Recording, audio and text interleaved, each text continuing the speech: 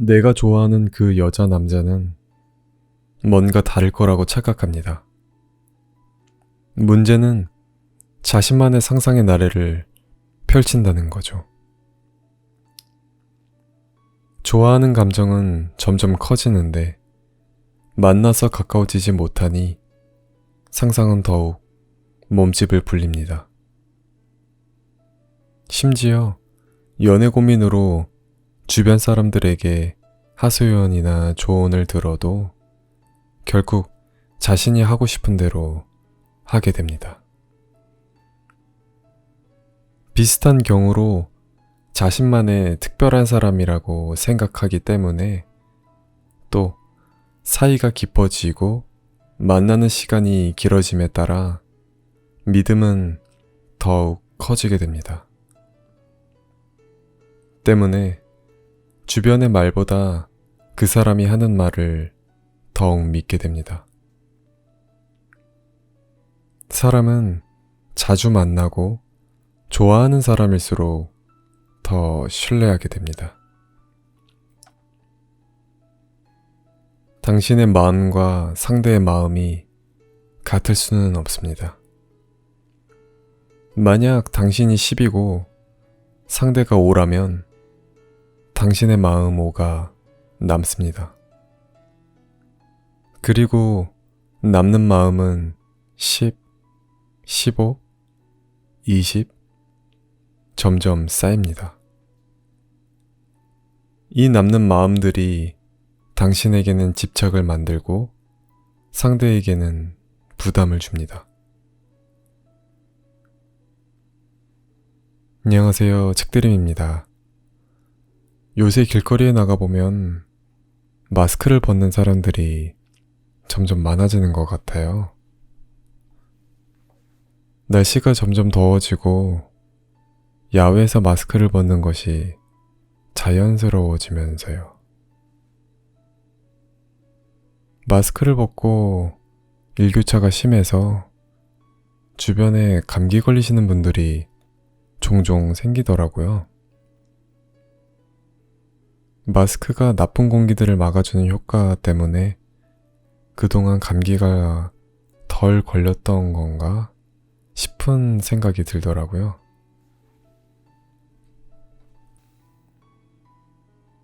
야외 활동이 많아지고 시간 제약이 없어지면서 연애한다는 얘기도 꽤 들려서 연애에 관한 책을 소개해드리면 어떨까 싶어서 연애동의 연애불변의 법칙이라는 책을 준비해보았습니다.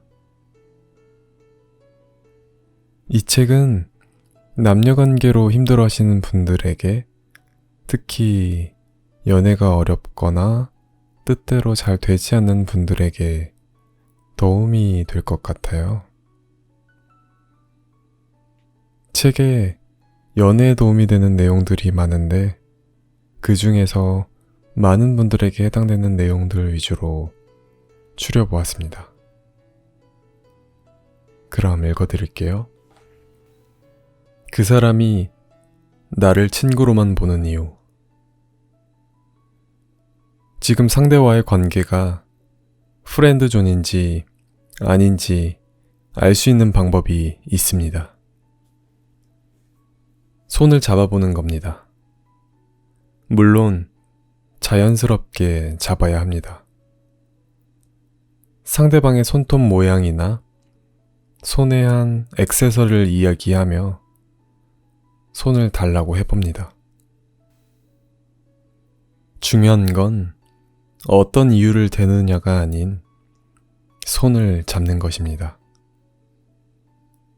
손을 잡았다면 최소 1분 이상 잡은 상태를 유지합니다. 이때 상대방이 손을 거부한다거나 어색해 한다거나 부담스러워 한다면 프렌드존일 가능성이 높습니다. 프렌드존을 연인 관계로 발전시키는 것은 사실 힘든 일입니다. 하지만 전혀 가능성이 없는 것은 아닙니다. 프렌드존이 확실하다면 먼저 연락을 끊습니다. 이미 친구로서의 감정이 굳어져 있기 때문에 당장 다른 모습을 보여준다고 해도 감정이 바뀌지 않습니다. 따라서 최소 한 달 정도 연락과 만남을 끊음으로써 친구라는 감정선을 끊어내는 겁니다. 먼저 연락이 온다고 해도 바쁘다는 식으로 피하는 것이 좋습니다.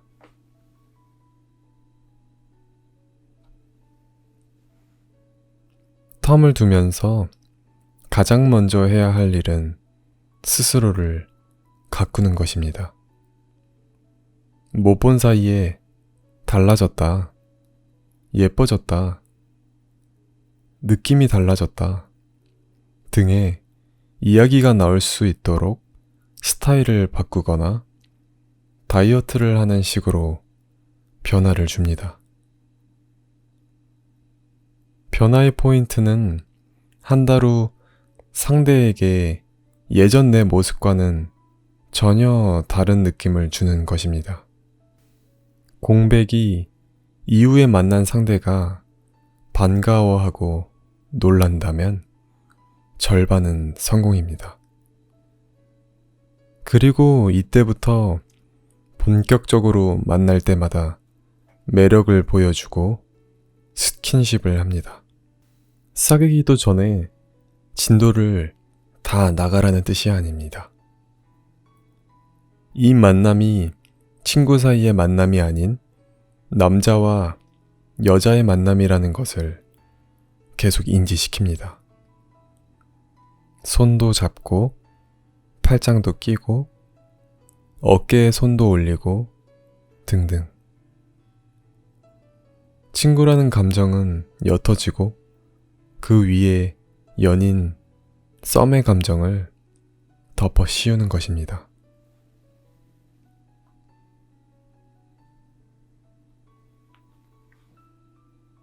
모쏠 마법사 탈출하기.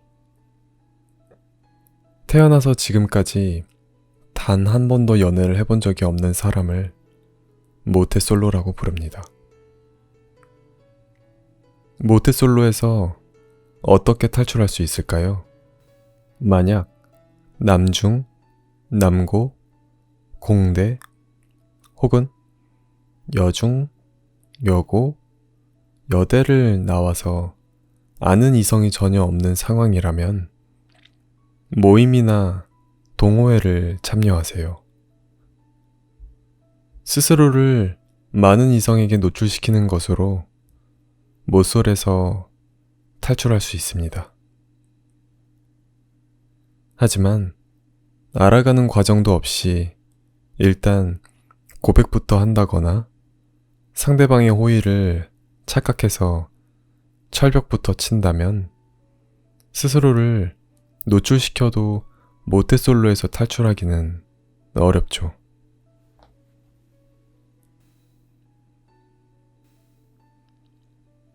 이성을 만나기 위해 소개팅 어플부터 각종 모임이나 스터디 등을 열심히 하는데도 연애가 잘 되지 않는 사람들이 있습니다.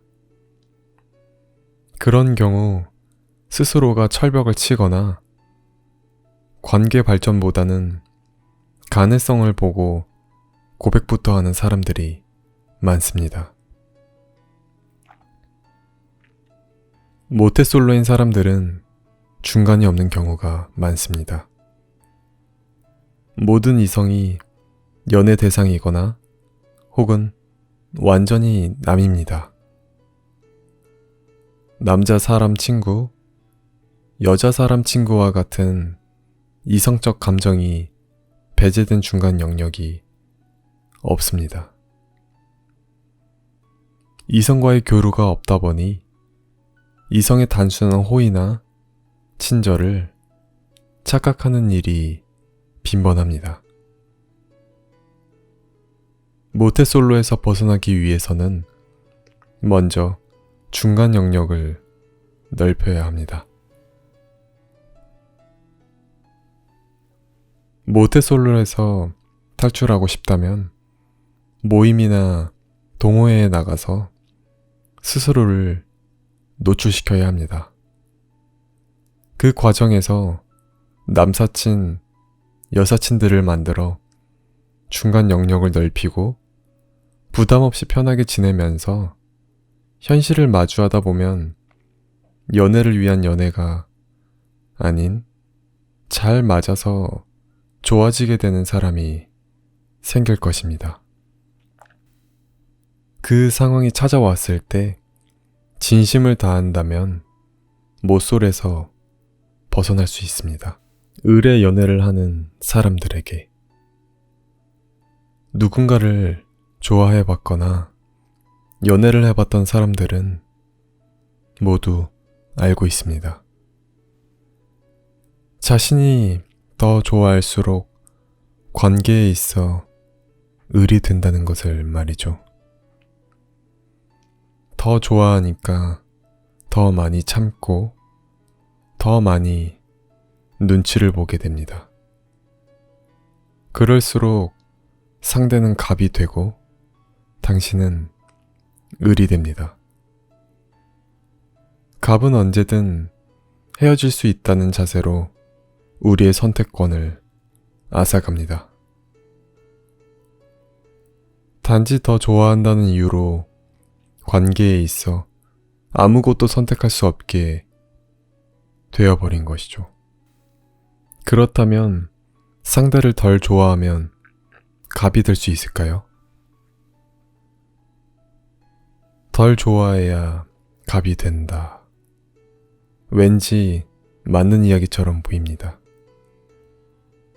하지만 누군가를 좋아해본 사람이라면 상대를 덜 좋아한다는 것이 말처럼 쉽지 않음을 알고 있습니다. 좋아한다는 감정을 스스로 조절할 수 없기 때문입니다.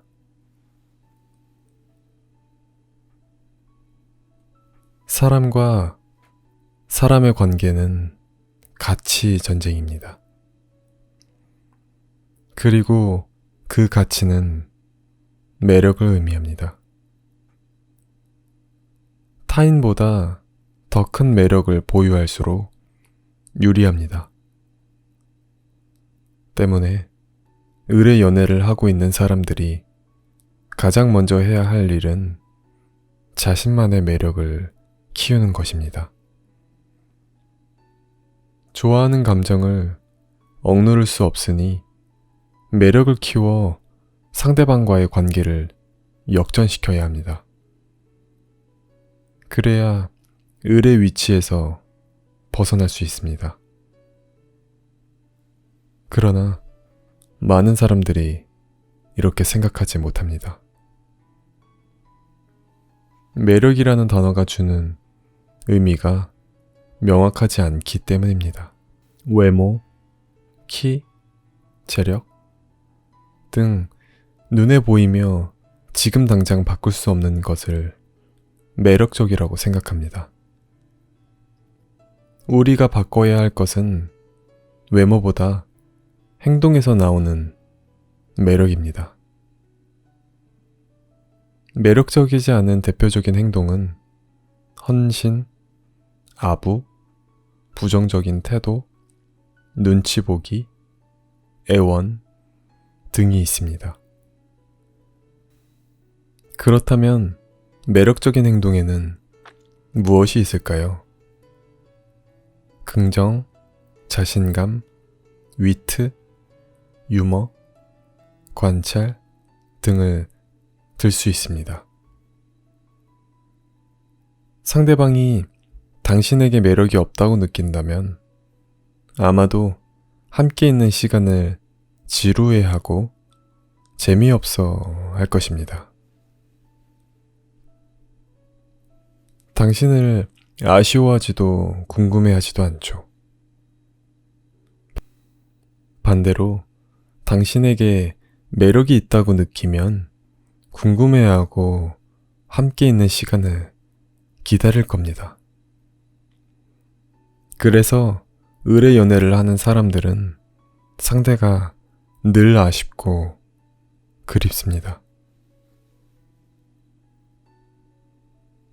언제까지나 의뢰 연애를 할 수는 없습니다.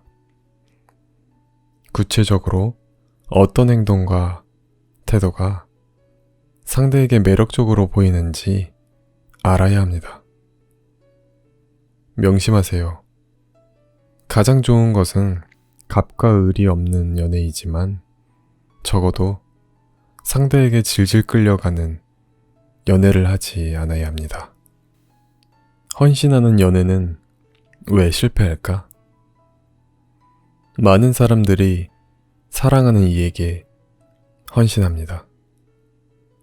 좋아하니까 더 아껴주고 싶고 잘해주고 싶은 마음이 드는 건 당연한 일입니다. 여기서 잠깐, 헌신하다 헌신짝 된다는 말을 들어본 적이 있나요? 당신이 알고 있는 연애의 헌신한 사랑의 끝은 어땠나요? 연애는 스스로가 우선순위에 온전하게 자리하고 그 다음에 애인이 있는 형태가 가장 이상적입니다. 그리고 이런 관계가 오래 지속됩니다. 관계 속에 자기 자신이 없고 상대만 있는 형태의 연애는 불안합니다. 너무 사랑하기 때문에 자신보다 상대를 우선시하는 것인데 안타깝게도 상대는 그런 모습을 부담스러워하기도 하죠. 사귀기 전에는 상대를 매료시키는 것에 최선을 다하는 것이 좋습니다. 여러분이 상대방에게 매력을 느낀 만큼 상대방도 여러분에게 매력을 느껴야 관계가 발전하기 시작합니다. 연인으로 발전한 이후에는 매력과 더불어 신뢰를 보여줘야 합니다. 연애를 시작한다고 해서 태도가 돌변하거나 잘해주기만 하면 매력을 잃습니다.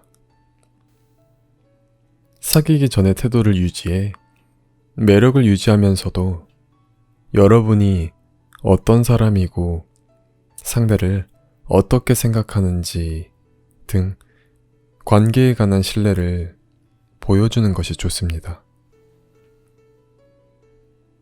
여기서 쉽게 착각하는 것이 있습니다. 많은 이들이 신뢰를 보여준다는 이유로 헌신하기 시작합니다. 헌신은 자기 희생을 기반으로 합니다. 상대를 사랑한다는 이유로 자신의 무언가를 포기하는 것입니다. 사람은 연애 후에도 서로를 배워갑니다. 만약 우리가 연애의 시작과 동시에 헌신하면 상대방은 우리의 헌신을 신뢰하게 됩니다.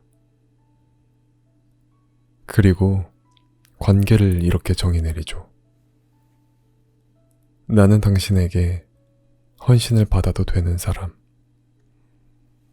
당신은 나에게 헌신해야만 하는 사람. 서로에 대한 정의가 확정되면 여러분의 의도와는 상관없이 동등해야 할 연인 관계가 주종 관계가 되어버립니다. 눈치를 보고 화가 나도 참고 상대방이 잘못했음에도 되레 당신이 사과를 하게 됩니다.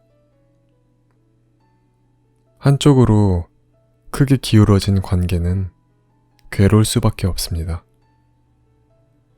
그럼에도 상대에게 뭐든 다 해주고 싶고 헌신하고 싶다면 관계가 정립된 이후 사귀고 1년 이상이 지난 후에 하는 것이 좋습니다.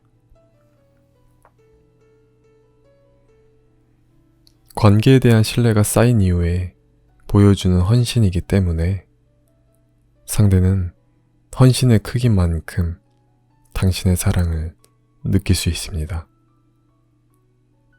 그렇지만 잘해주는 게 생각처럼 쉽지는 않아요. 마음먹은 대로 조절할 수 있는 일은 아니기 때문이죠. 그렇다면 관계 초반의 사랑을 넘어선 헌신까지 가지 않으려면 어떻게 해야 할까요? 상대방에게 헌신하지 않으려면 자신의 감정을 표현해야 합니다. 여러분의 감정을 표현해서 스스로를 먼저 존중해 주는 거죠. 많은 연인들이 관계가 틀어지거나 상대방 기분을 상하게 하진 않을까 걱정하며 자신의 감정을 숨기고 표현하지 않습니다. 타인의 감정은 배려하면서 왜 자신은 감정을 참는 걸까요? 처음 한두 번은 그렇게 지나갈 수 있습니다. 하지만 그럴수록 상대방은 참고 있는 당신을 더욱 당연하게 생각합니다. 때문에 연애를 하는 중에 관계에 대한 의문이나 상대에 대한 나쁜 감정이 생긴다면 참지 말고 표현하세요. 관계에서 이기적이다, 매번 약속을 어긴다, 무례하다, 와 같은 상황이 반복되고 불편해지면 주저하지 않고 그 어떤 것이라도 표현해야 합니다. 그 표현으로 인해 싸우게 될 것을 미리 걱정하지 마세요. 차라리 싸우는 것이 낫습니다. 그래야 상대방도 여러분의 감정을 알고 존중해 줄 수 있습니다. 서로가 서로를 존중해 주는 연애여야 오래 갈 수 있습니다. 결론적으로 연애를 시작하게 된다면 처음에는 상대방이 하는 만큼만 표현하는 것이 좋습니다. 잘해주고 싶고 헌신하고 싶은 마음을 참는 거죠.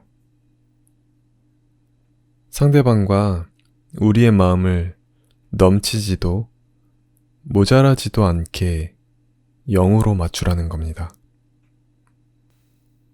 여러분이 헌신하고 싶어하는 그 사람이 여러분에게 얼마나 희생할 수 있는지를 관찰해 보세요. 그리고 헌신을 하려거든 스스로를 위한 후에 상대에 대한 헌신을 해야 합니다.